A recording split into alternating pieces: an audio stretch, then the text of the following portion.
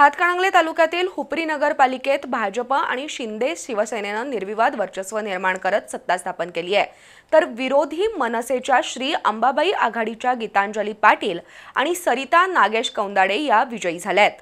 या दोन्ही महिला नगरसेविकांनी ग्रामदैवत श्री अंबाबाई देवीचं दर्शन घेऊन शहरातून पारंपरिक वाद्यांच्या गजरात मिरवणूक काढत कार्यालय प्रवेश केला। नगरपालिकेत विरोधाला विरोध न करता शहराच्या विकासासाठी 5 वर्ष कार्यतत्पर राहणार असल्याचं दोन्ही नगरसेविकांनी सांगितलं। हातकणंगले तालुक्यातील हुपरी इथल्या नगरपालिका निवडणुकीत मनसेच्या आघाडीला 2 जागा मिळाल्यात। प्रभाग क्रमांक 5 मध्ये मनसेचे जिल्हाध्यक्ष दौलतराव पाटील यांच्या पत्नी गीतांजली पाटील आणि प्रभाग क्रमांक 8 मध्ये सरिता नागेश कौंदाडे या विजयी झाल्यात। या दोन्ही नगरसेविकांनी मोठ्या प्रमाणात शक्तीप्रदर्शन करत पारंपरिक वाद्यांच्या गजरात भव्य मिरवणुकीनं नगरपालिका कार्यालयात प्रवेश केला।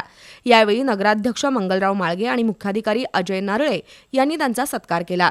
यापुढे हुपरी शहराच्या विकासासाठी या 2 रणरागिणी चुकीच्या कामाला विरोध तर चांगल्या कामांना सहकार्य करण्याची भूमिका घेऊन कार्यरत राहतील, अशी भूमिका दोन्ही नगरसेविकांनी मांडली।